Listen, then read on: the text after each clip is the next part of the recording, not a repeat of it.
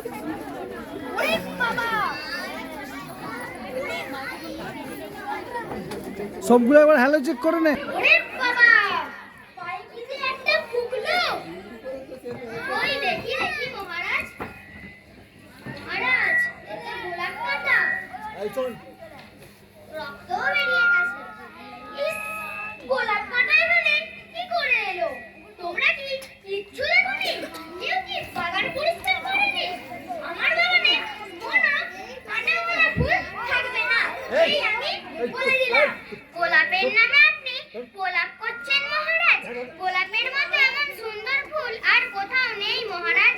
আমার কথার উপর কথা, আমার 2 দিনের বেতন কাটা। যথা আজ্ঞা মহারাজ।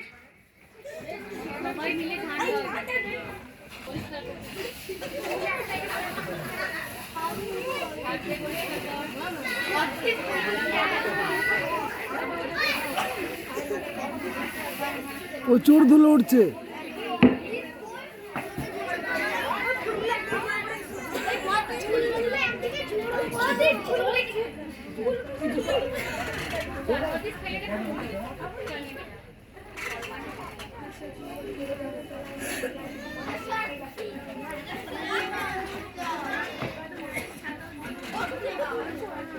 এখন পায়ে অবস্থা কি মহারাজ? আর গোলাপও নেই, কাঁটাও নেই, ফুল সবই ঠিক আছে।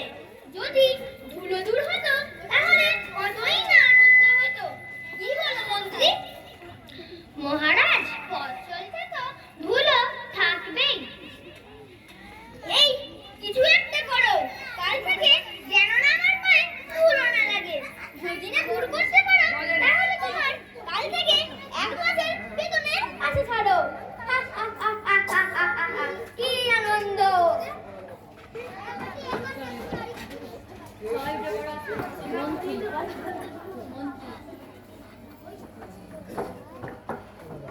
উপায় বার করুন, উপায় বার করুন, যাতে না কাল থেকে মহারাজের পায়ে ধুলো লাগে।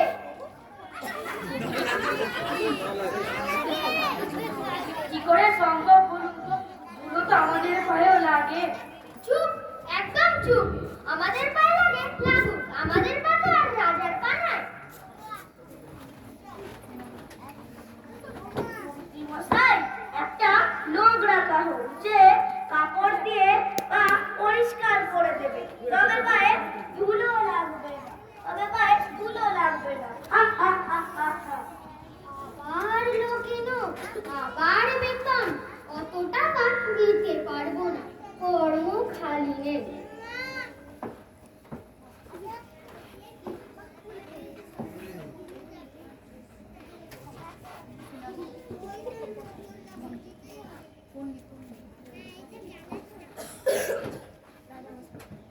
মহারাজ, আমার একটা প্রশ্ন আছে।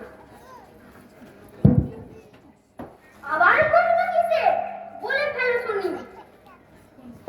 আপনার পায়ে ধুলো যদি না লাগে তাহলে আমরা আপনার পায়ে ধুলো পাবো কোথা থেকে? কথাটা তো মন্দ বলনি পণ্ডিত। তোমার জন্য না হয় 1 মুঠো ধুলো তুলে রাখবো, বাকি ধুলো তো বিদায় করো।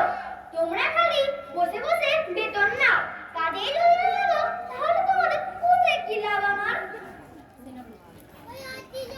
মহারাজ, চেষ্টার তো কোনো ত্রুটি রাখছি না, তবে বুদ্ধিটা তো মাথায় আসছে না। বাহ, মাথা আছে কিন্তু উপায় নেই। যখন উপায় নেই তখন বেতনও নেই। এখন তো যাও সবাই, তো যত সব অকর্মার দল এসে জুটেছে আমার রাজ্যে।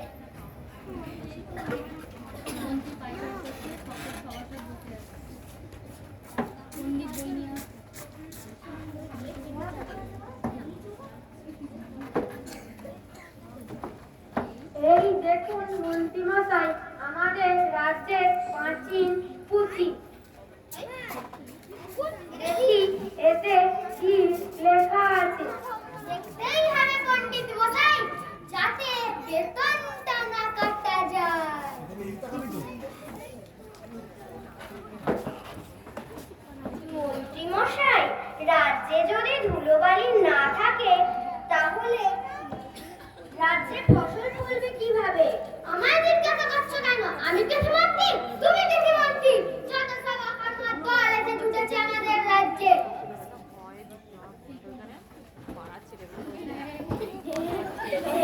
মন্ত্রী মশাই, আমার মাথায় একটা বুদ্ধি এসেছে।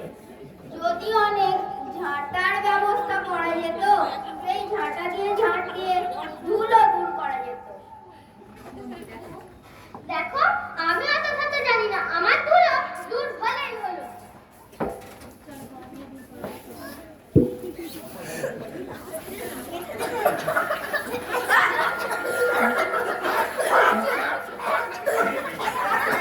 থামো, থামো।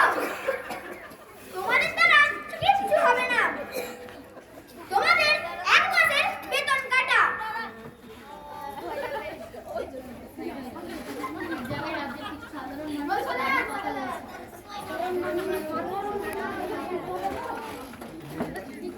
বড় বড় লোকের বড় বড় ব্যাপার, এইটুকু জিনিসের জন্য এত খরচ করে কি লাভ? আমি যদি সুযোগ পেতাম তবে দেখিয়ে দিতাম। একবার চেষ্টা করে দেখোই না। যাও, রাজার কাছে যাও, গিয়ে বলো রাজার পছন্দ হলে কিছু মোহরও পেয়ে যেতে পারো।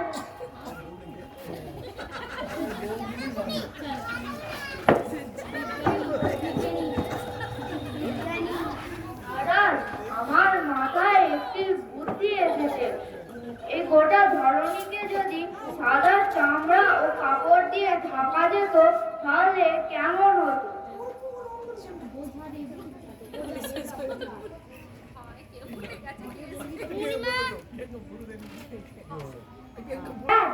আপনি ধুলোয় একটা উপায় আছে।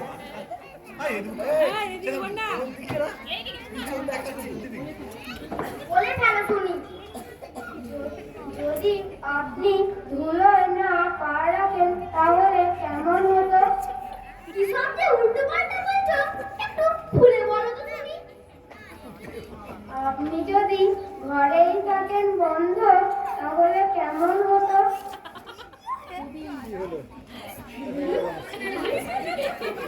কথাটা বেশ মন্দ নয়। থামো, থামো। তোমরা আমাকে ঘরবন্দি করতে চাও? তাহলে চর্মকারকে খবর দাও, সে সারা রাত্রে চামড়া দিয়ে ঢেকে দেবে।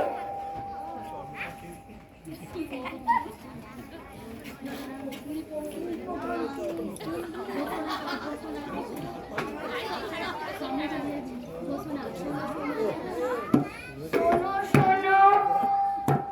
রাজামশাইয়ের ধরণী ঢাকার জন্য উপযুক্ত চর্মকার খুঁজছেন। 70 যোগাযোগ করো।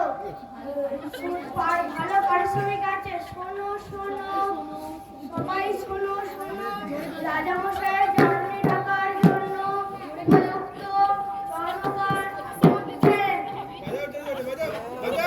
ওর নাম্বার বলবি?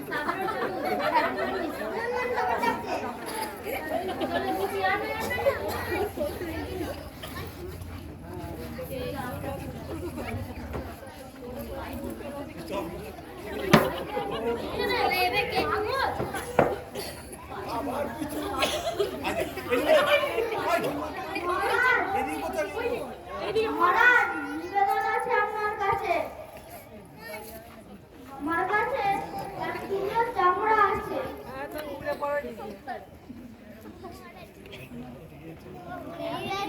টুকরো চামড়া দিয়ে কি আর গোটা রাজ্য ঢাকা যাবে?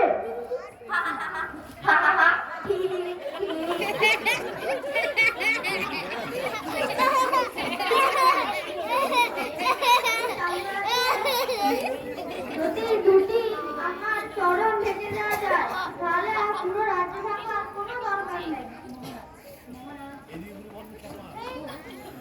এত সহজে যদি সব হতো, পণ্ডিত গুলো কি এমনি এমনি আছে? এই বেটাকে শুনে চালাতে হবে।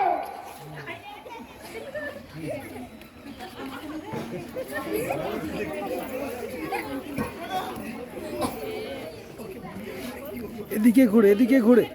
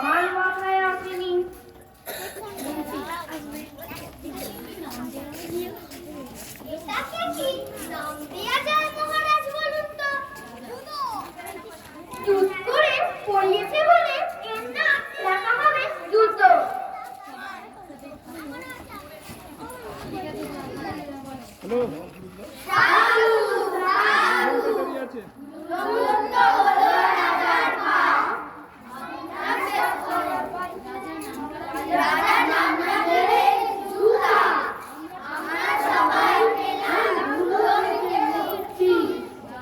জয় মহারাজ অনুচন্দ্রের